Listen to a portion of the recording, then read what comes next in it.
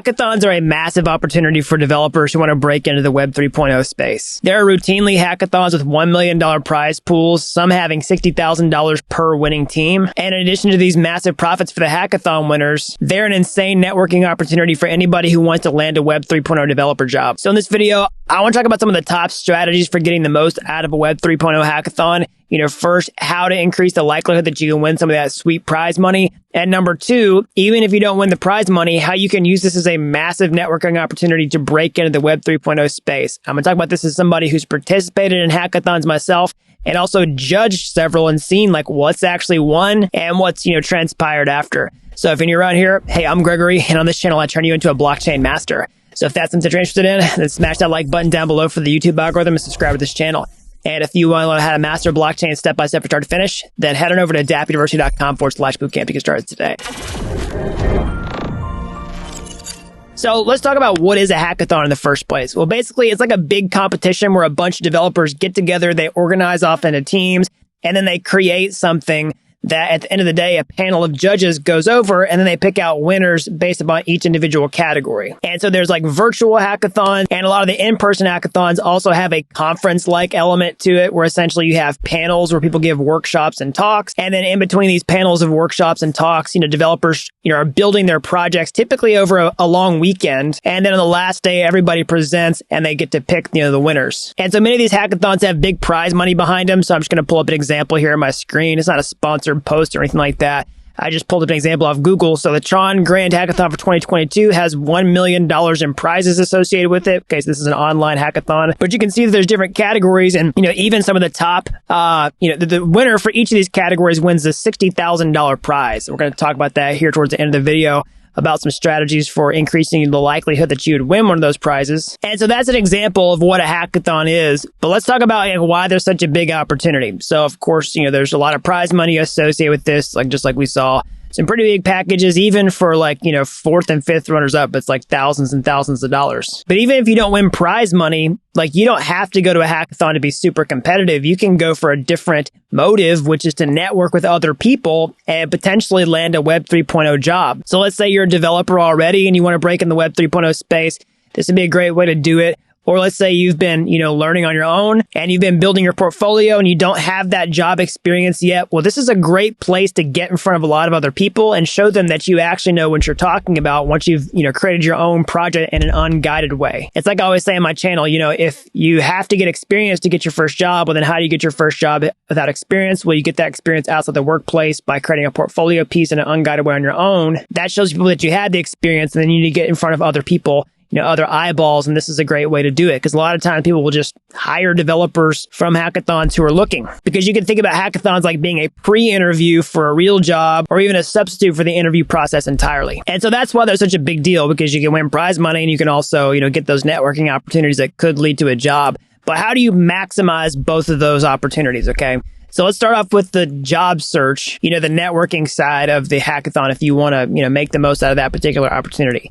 Well, so the first thing is, whenever you go to your hackathon and you start, building something, you want to make sure that you can get in front of as many eyeballs as possible. So let's talk about how you can do that. So number one is, at the hackathon, usually on the last day, there's going to be a presentation where you go up and you actually talk about your project, what you've built. Okay. And if you're on a team with other developers, then either one person's going to lead that conversation or you're going to take turns on the team.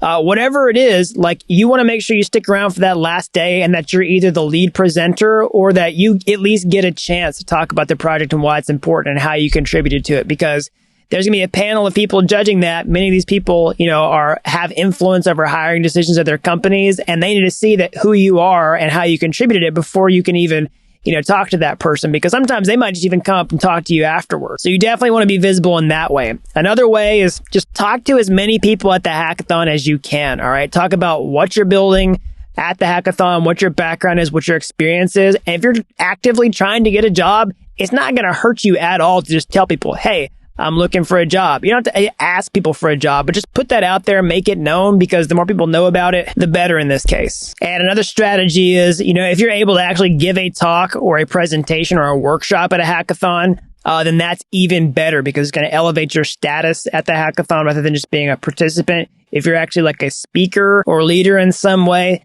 that's going to be huge and open the door for other conversations, because a lot of times you're going to have times when like the speakers and the participants are divided off into different groups, and then you're able to just like talk to the people who are judging and also giving presentations at the hackathon, and that's going to lead to much more quality conversations. Not to mention the number of people who might attend your workshop or hackathon who might like come up and talk to you after, which could lead to potential hiring conversations as well. Now, in addition to that, you don't want to just be talking to people who are only making hiring decisions. You want to talk to the other developers who are participating at the hackathons as well. And you want to basically have as many organic conversations with as many people as possible. And really just try to be friendly. Like, just talk to people, play the long game here. Don't let people feel like you're just trying to get something out of them or use them, okay? You actually want to form good relationships and think about the opportunities that come out of these relationships as a potential byproduct over the time. It's like planting a seed, because it's not like you're necessarily going to just walk away with a job offer from the hackathon that weekend, but you might be planting the seeds for a job offer that could come later. So,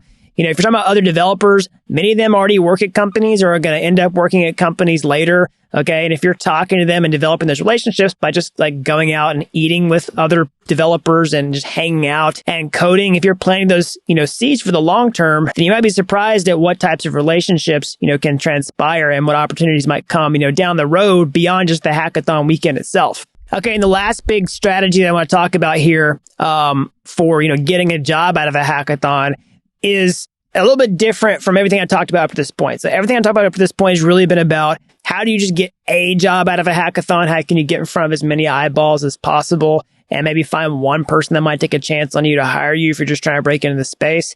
But there's also a strategy about working at a specific company, right? Like, let's say there's one blockchain company that's represented at a hackathon that you really want to work at. It's going to be a little bit harder of a goal to achieve, but here's a strategy for increasing the likelihood that you would get that. So if they are presenting or judging in the hackathon anyway, or have a prize related to their specific technology, again, you're going to see that some of these have different categories based on their potential technology. Then you want to make sure you're using whatever tech that they represent in your hackathon submission. So if they're like a DeFi protocol or something like that, make sure you use it in your app, and then make sure you present to them and that they're there at the panel. And then you specifically talk to them about what you built, how you're excited about it and how you want to try to add value to their team. All right. So now let's talk about winning the actual hackathon itself. So how could you actually create something at the hackathon and increase the likelihoods that you'd walk away with, the prize pool? Let's talk about several different factors here. Because of course, the example I got pulled up on my screen here is definitely a very high paying hackathon. But you don't necessarily have to go to a hackathon that has like $1 million prize pool. And if you do, that's going to be a much more competitive hackathon, because you're going to have, advanced developers who want to come in and get, paid for a, expensive project over a weekend, or at least, just try their hand at that. And so it'll be more competitive. So one way that you can, increase the likelihood is basically just by going to smaller hackathons that have smaller prize pools. Okay, they're going to be less competitive. I've seen some laughably simple projects actually win these hackathons, especially when they're underattended. And, right now is actually a great time to do that while the crypto space is a little bit quieter, because the competition is naturally just going to go down. All right, so the next thing is, if you're going to, try to win one of these hackathons, then you're going to increase the likelihood that you can win if you have a really good idea, okay, and can actually present it with whatever technology that you're creating. So let me give you some ideas on how you can increase the likelihood of that. You can go look at other past hackathons and see what's won, okay? You can literally just see, like, what did the teams do? What did they create? What was unique about that caused people to go, oh, yeah, that's the clear winner, and then try to reverse engineer that and maybe apply some of the same concepts to your own hackathon submission, okay? And you don't want to copy something like completely, because if it's, the same judges, they're going to know, oh, they just copy what they did at that hackathon. But you want to use it as inspiration. And so you definitely don't want to walk into a hackathon with like no idea what you're going to do if you really want to win. And so this can be another way to do that and getting the creative juices flowing. Okay.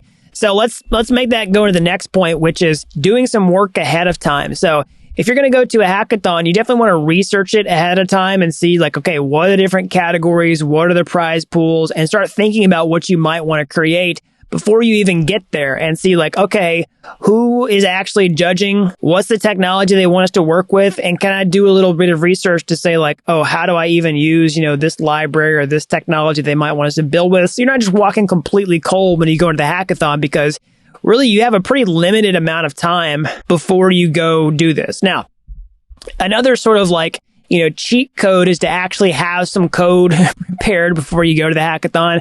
Now, some places this might get you into a little bit of trouble, but there's like some kind of gray areas between like code that you've used in the past versus just like completely creating your hackathon project before you get to the hackathon. You don't want to do that for sure. And in many cases, they'll combat this by like giving you certain, design constraints once they start the hackathon, so they didn't just release all that, ahead of time. But if there is any like kind of boilerplate code that you use to like create projects quickly, then it's a good idea to have some of this handy so that you're not just coding out everything from scratch once you get there. All right. So the next tip to winning a hackathon is definitely creating a winning team. Okay. Now, you could be a great developer and completely solo a hackathon and knock it out of the park, but most likely you're going to increase your likelihood of winning if you have a better team. So what you really want to do is partner with people who have a strength that you lack. Because again, you have a very limited amount of time at a hackathon. So if you can get somebody else to create part of the project that you're not very good at, or they're just better at, then that's really great. So an example is if you're a good smart contract developer,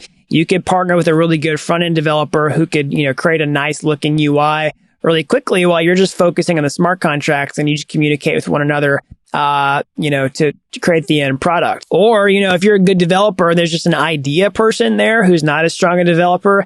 That can also be a really strong person to collaborate with. All right. And now a key to finding these people is really get to the hackathon really early. Okay. Especially for an in-person one, right? That's kind of what I'm talking about.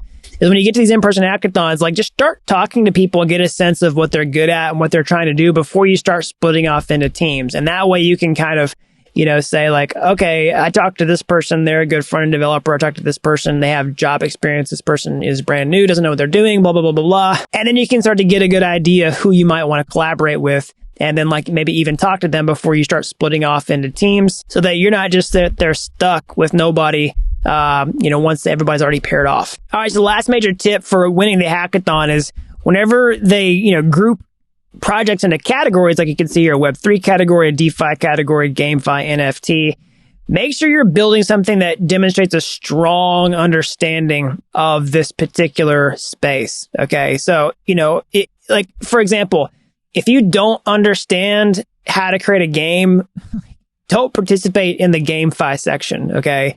If you're really good at Web3, but you don't understand DeFi, like don't do a DeFi submission. You're not going to be competitive. You want to do something that that demonstrates that you really understand that specific space. And the more creative you can make that project, the better. But really that's for more competitive hackathons. Again, some of these smaller, less attended ones, I've seen laughably simple things, actually, take home prize pools. All right. So let's talk about how to actually find hackathons, because those are some tips on, how to make the most out of them.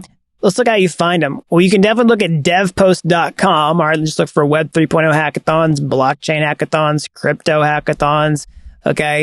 You can look at Gitcoin. All right. They've got a pretty good section of hackathons that you can see here. All the ones happening right now, upcoming, and the completed ones. Again, this is a great resource for finding past hackathons, maybe to see what won, so that you can get some ideas of what the opportunities are. I mean, you can also literally just get on Google and search for Web 3.0 hackathons or blockchain hackathons, crypto hackathons, and watch social media. Just look at the common watering holes. Even Reddit will talk about hackathons from time to time, and like the ETH dev Reddits. You can look at watering holes for specific developer ecosystems. Like if you want to become a Solana developer, you could look at Solana developer hackathons versus like, Avalanche or whatever, right? You can just go searching for things and you're going to find opportunities. All right. So that's an overview of why hackathons are such a huge opportunity for Web 3.0 developers. Again, there's prize money for these hackathons. And even if you don't win any money at the hackathon, there's a ton of opportunities to get your name out there, to get a job in the Web 3.0 space, or just meet other developers if that's something that you want to do, or build your own project.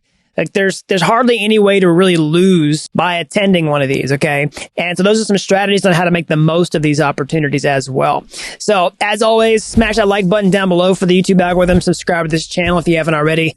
That really helps these videos out so the more people learn about blockchain. And if you want to win a hackathon, you definitely need to get your coding skills up. And so how can you do that? You go to my YouTube homepage. You can find those free courses there. They're like Udemy courses, but they're totally free. And if you like those and you want to take the next step, or hey, maybe you want to take a master's shortcut entirely, I can show you how to become a blockchain master step by step, start to finish, over at dappuniversity.com/bootcamp. You don't have to be an expert to get started today. I've helped people with zero coding experience become real-world blockchain developers in a matter of months. So that's all I've got. Until next time, thanks for watching Dapp University.